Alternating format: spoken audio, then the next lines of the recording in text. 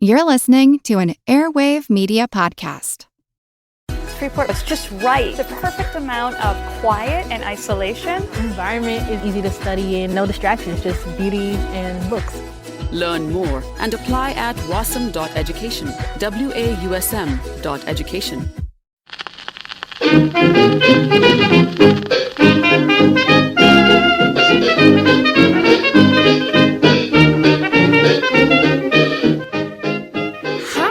And welcome back to Who Did What Now, the history podcast that is not your history class, with me, your dangerous host, Katie Charlwood, dirty shinner and reader of books. So, we are back, we are again, bonus episode, because we are going to get through all of these 6 Tudor queens before the end of this month. So, if you don't know, and you're coming into this blind, it is Women's History Month, and I decided I'm going to discuss all of these 6 Tudor queens, their queen consorts. I don't care. We're all the 6 wives of Henry VIII. They're all getting their own episode. So the more I read into Catherine Howard and the more I researched, and it just made me angrier and angrier. Maybe angry is the wrong word. Maybe just like frustrated. Because over the last couple of weeks, we've had people trying to gaslight victims. Women have been kidnapped and murdered while walking home.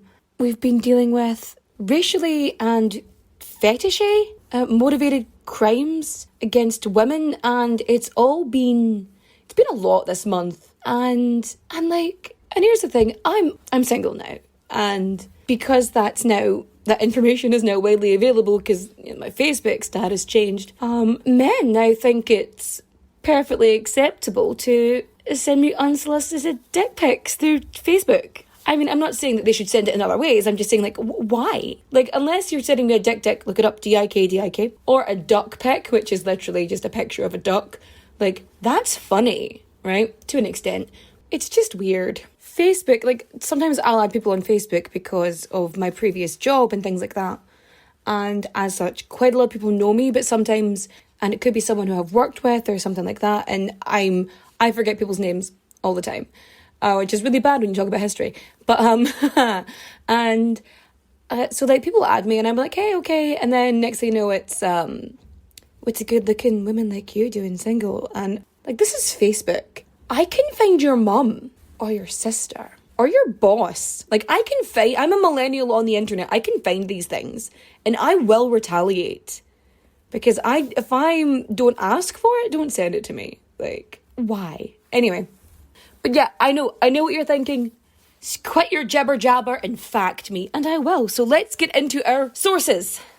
So we have Catherine Howard, Henry VIII Slandered Queen by Connor Byrne. The 6 Wives of Henry VIII by Antonia Fraser.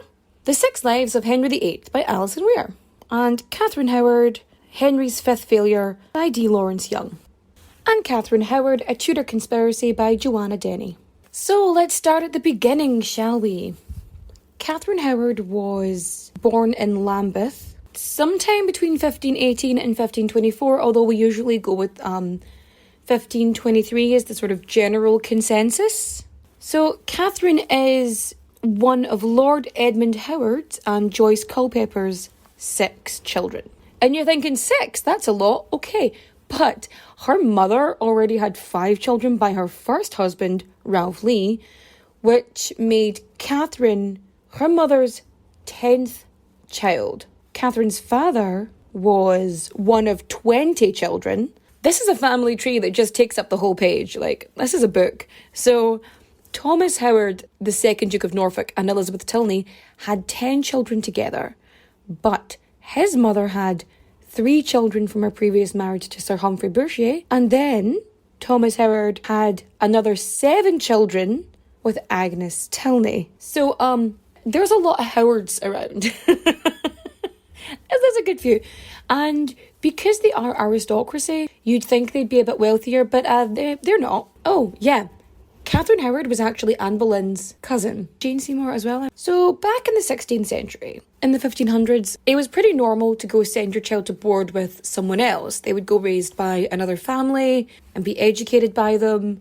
We saw this with Anne Boleyn when she went to Brussels. It was a normal thing. You send your child away, they get educated by someone else. This also builds sort of alliances and friendships. And that being said, it was more common with children from larger families. So Catherine's mum, she dies. And around about the time she's 10 years old, she and a bunch of her other siblings are sent to live with Agnes Howard, her grandfather's second wife. So she's the Dowager Duchess of Norfolk. And usually households were pretty small back in the day, especially at the time. It was the in thing to have like a small household. But the Dowager Duchess, who was previously in Catherine of Aragon's household, and she held Anne Boleyn's train at her private wedding to Henry VIII. She very much kept in line with how things were back in her day. So it's like more casual about the ages of the people there. And she had over 100 people underneath all the households she had. Because she had like more than one property. Anywho, so Catherine and her cousins, they shared the maid's dormitory. And it was very much communal living. So there would be like 2 or 3 to a bed, which was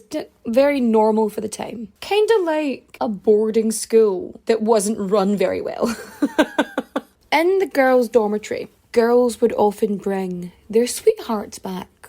So Catherine Howard, she was bubbly and excitable and giggly. She would be what we would normally expect a teenager to be, a teenage girl especially. She was easily distracted and she would make jokes and she loved animals. Under the tutelage of the Dowager Duchess, who wasn't super into the higher education of women. And in fairness, Catherine, as far as we know, wasn't really into that kind of thing anyway. She wasn't really into academics. But Catherine got effectively a Christian upbringing, which would make her a good wife for someone who was effectively worthy of marrying into the Howard family. So she learned social graces, the basics of household management, obedience, and good manners. Another thing she also learned was music. Like at the time, being able to entertain was very, very popular. And Henry VIII and his court, they very much promoted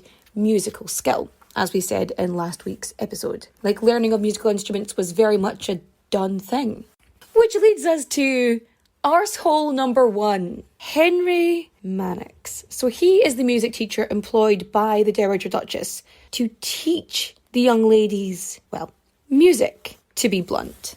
So she was supposed to learn the virginals, which is kind of like a keyboard instrument, like a piano thing. And so Catherine and Mannix, they always stated that their relationship was never consummated. And she's still, you got to think, at this point, she's still in her early teens, at least. And I mean early teens. Mannix is believed to have known the secret parts of Catherine's body. So both Catherine and Mannix, they basically state that they did have sexual contact. They just didn't consummate the relationship. She didn't lose her virginity. So Mannix was pressuring her to lose her virginity. And it made her uncomfortable and she didn't want to go that far. But she felt pressured to let him. And she was mad that he would gossip with the servants about what had gone on between the two of them. And as such, groomed her. And let's just hit the nail on the head. This is grooming. Like, we can't deny that. He was grooming her to allow his sexual advances. And it's disgusting. Catherine herself states that due to his, persistence or whatever it was, she felt that she had to let him see and touch the secret parts of her body.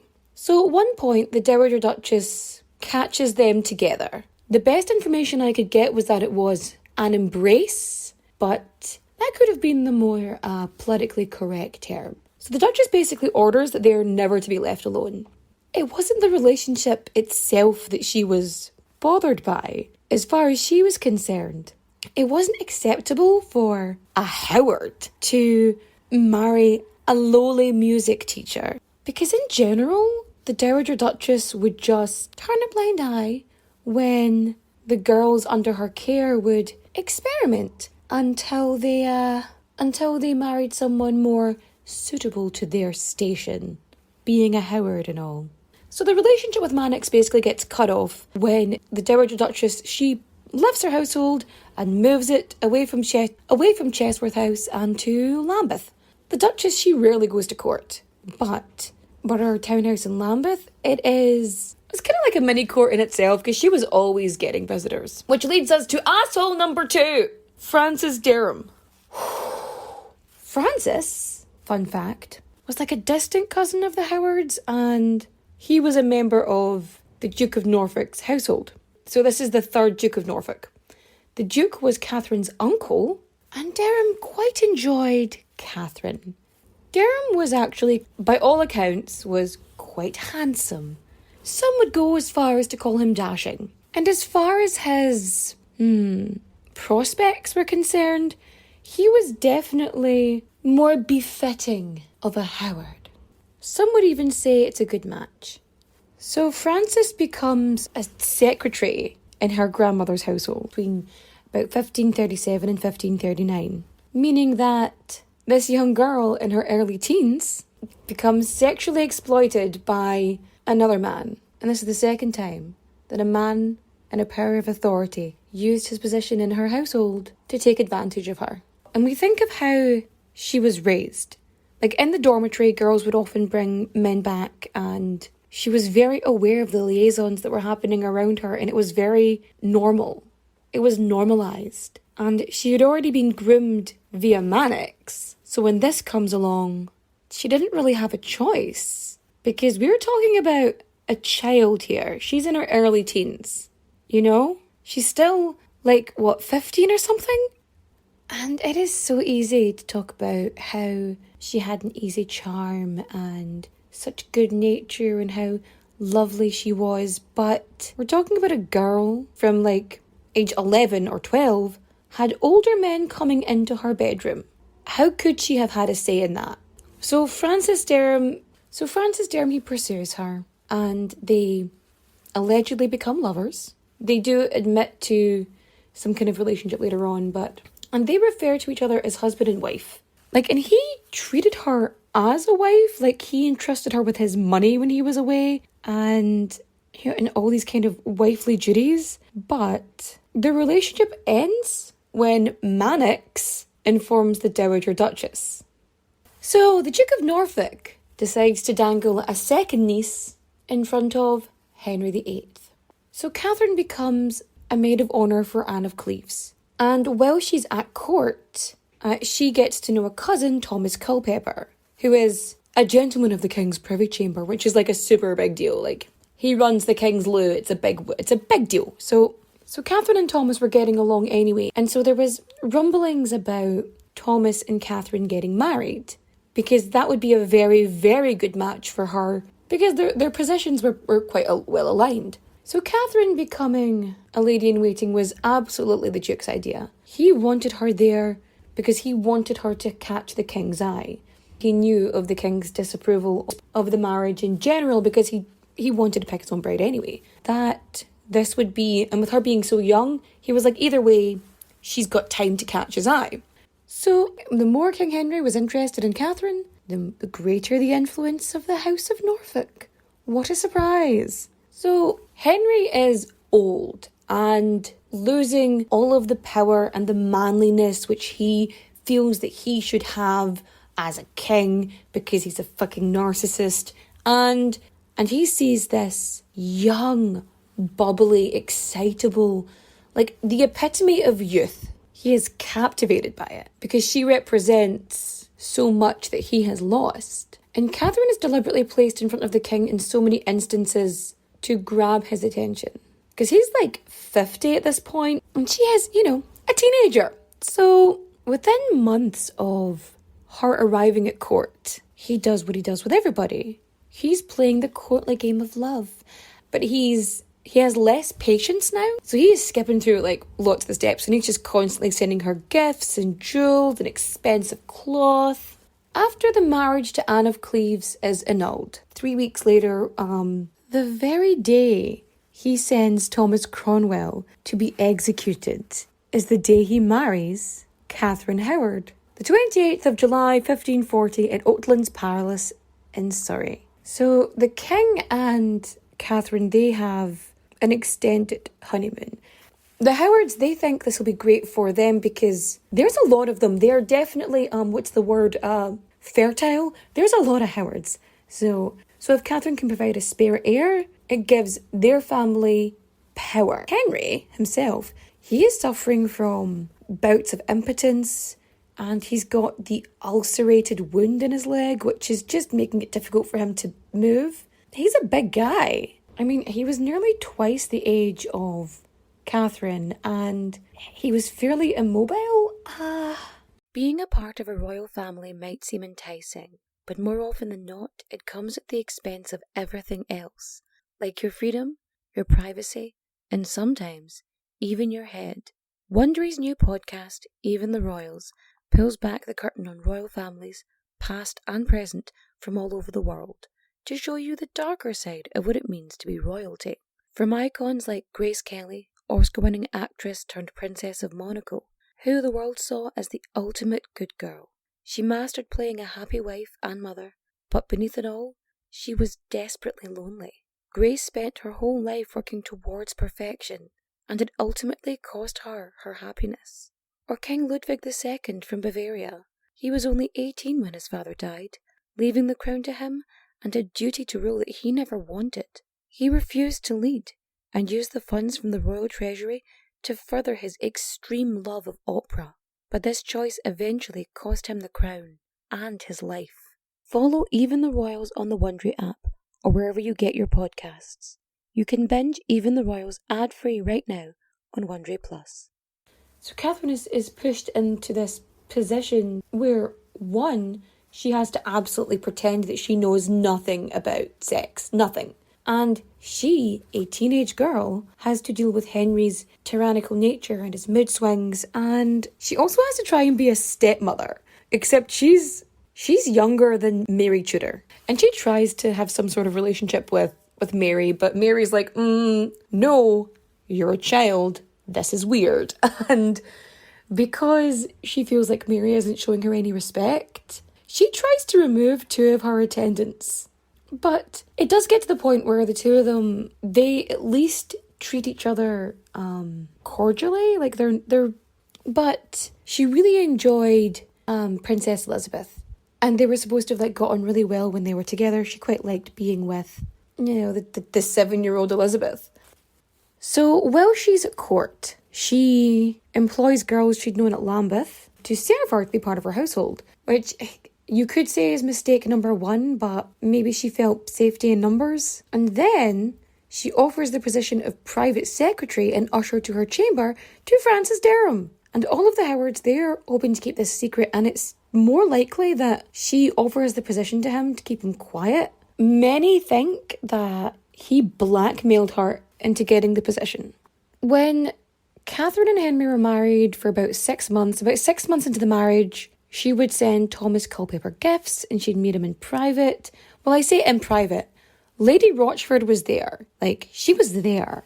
So Catherine is a girl who has an impotent husband and who has been brought up to believe that sex and sexual acts is how one shows affection to one another. That's what you do.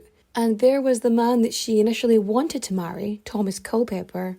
And so throughout their marriage, Catherine, it seems, was playing the courtly game of love with Thomas Culpeper. They never consummated any kind of relationship. They didn't even see each other naked. There was no sexual act there. But Catherine gave him gifts and they would meet in private, which was all arranged by Lady Rochford, who was Jane Boleyn, who is the same person who gave testimony against her husband, George Boleyn. Yeah, exactly. That resulted in him losing his head. So all in all, Catherine seems to be managing to be out with this in public. When she's seen, she's perceived as being a good queen. And good manners, polite, she's obedient to the king. So in the summer of 1541, the court embarks on a royal progress to the North Country. And while they're all away, John Lascelles, he goes to visit his sister Mary. He's a courtier, by the way. And he was like, hey, maybe you should apply to be, part of the Queen's household. And she's like, oh no. She used to work for the Dowager Duchess. and she was aware of everything that happened, and being a gossipy bitch, decided to go. She was doing sexy time stuff with Mannix and sexy time stuff with Durham, and she blames Catherine for this. She's like, it's her fault that they, abused her, because it's fucking child abuse. Like, it's child abuse. I don't give a fuck, it's child abuse. Fuck you. So she tells her brother that Mannix boasted that he knew Catherine's privates from all others. Durham was so familiar with Catherine before her marriage to the king that he shagged her over 100 times. And Lascelles is like, I must tell everyone. Because keeping silent and then someone finding out about it, he could be charged for treason. He tells Archbishop Cranmer, and then Cranmer wrote everything down in a letter and left it at the king's pew in his chapel. So, on the 1st of November 1541, the king, Henry, gets this letter describing all the allegations against Catherine, and he is pissed, but he has no choice but to investigate them all. So, the fact that Catherine wasn't pure, so everybody gets... Yeah, so basically, Mannix gets tortured, Durham gets tortured, and they both, confess everything. And Durham then confesses, and then Durham mentions Culpeper, who then gets tortured as well. So the king is mad, because he expects his queen to be pure when she comes in, and which is bad enough, because he wants this, particular thing. But according to canon law, because Durham and Catherine had sex, and then they called each other husband and wife, it could be seen, under canon law, this could be seen as a marriage, but this would have given Henry the opportunity to annul the marriage to Catherine. Yeah, this is a rageful, angry man whose lack of virility makes him an even worse piece of shit. Because if Catherine was already married to Durham, then his marriage to her would be invalid. And because Durham was then employed by Catherine and then had access to her chamber, it was seen that maybe this was their attempt to continue on this relationship, even though Catherine denies that there was any contract of marriage because she didn't want to have sex with him. She didn't consent to it. She basically tells the king, her husband, I was raped. How could I have agreed? And so while Durham is being tortured, he's like, probably in an attempt to save his skin, to be honest, blurts out that the reason that they didn't continue a relationship was because she had started a new relationship with Thomas Culpeper. So Culpeper, if he hadn't been such a fucking idiot, he might have saved her from the chopping block. And himself, perhaps. But he blames Catherine and Lady Rochford, and that, Rochford provoked him to love the Queen. And I know he talks about the gifts and how he met Catherine in private, under the watchful eye of Lady Rochford. And it's really obvious to everybody that they did not consummate their relationship, that it didn't go past words. It didn't get that far. But the nail in his fucking coffin was that he intended to do ill will towards the Queen. He intended. He had the intention of fucking her. And that those feelings were reciprocated. Which then brings them under the umbrella of the 1534 Treason Act. So it doesn't matter if Catherine and Culpeper never actually boinked. The fact that they both intended to meant that there was an intention to muddy the line of succession. Everyone who lived in the Duchess's household, the Dowager Duchess of Norfolk, anyone who had lived with her, they basically all get, and they're all interrogated about Catherine's past, and all of their stories basically align with one another. And then Lady Jane Rochford, she's basically telling everybody what they want to hear. She's like, oh, they were totally at it. Yep, absolutely. But in the end, it doesn't even matter, because Catherine's fate is now sealed. Because with this Treasons Act, it allows Henry to condemn her for presumptive treason because she intended to commit adultery. In November 1541, at Hampton Court Palace, Catherine Howard is arrested. But she breaks from the guards and she fucking legs it. She's like, fuck that for a game of soldiers. She is bolting it in the corridor. She's trying to get to the private chapel royal because Henry's at mass. And she is screaming to the king for mercy.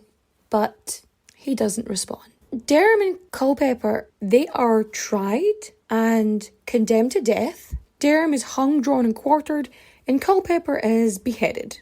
And both of their heads go on display on pikes at London Bridge.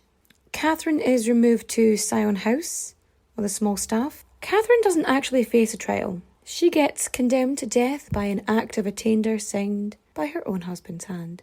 And she was innocent of any actual crime. But Henry VIII could have easily annulled the marriage, going, oh well, technically she was already married to Durham, blah, blah, blah. He could have done that. Instead, he chooses to execute her. Because he's mad that she wasn't in a pure and honest condition when he married her. And so the night before her execution, Catherine keeps practicing laying her head down on a block. She wants to make sure that she's doing it correctly.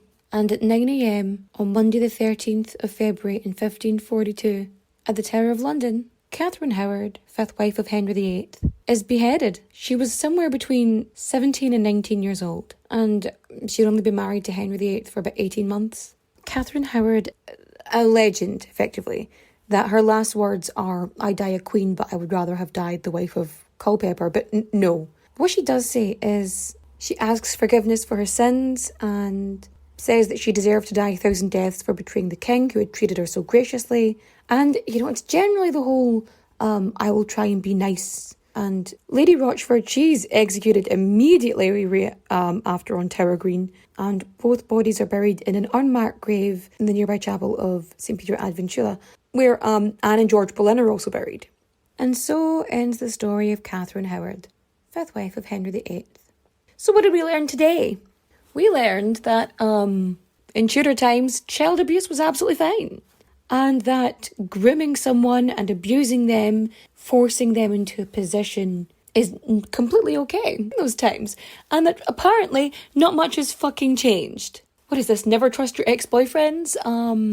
That Catherine Howard is so much more than the slutty one. Always portrayed as this empty-headed bimbo, and that she is, and the blame is quite usually placed on her in a lot of ways when she is reacting normally to the situation that she is constantly being put in, and it fucking bugs me. If you liked today's episode, feel free to rate and review on Apple Podcasts. 5 stars, please and thank you.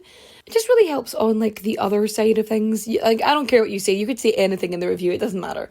But it just really helps on the business side to try and get the podcast promoted and shared a lot more. You can follow on social media. I'm on Instagram, TikTok and Facebook, Who Did What Now Pod. And then I am on Twitter with Who Did What Now PD, which is because there wasn't enough characters. Oh, if you want to support the podcast in more ways, you can go to patreon.com, Who Did What Now. I've got, and you'll get bonus content, videos, there'll be bonus episodes coming from next month onwards. There just hasn't been time this month. Bonus content coming soon. And loads of stuff there, and there's, all the other kind of stuff. And yeah, I just want to thank everybody for listening.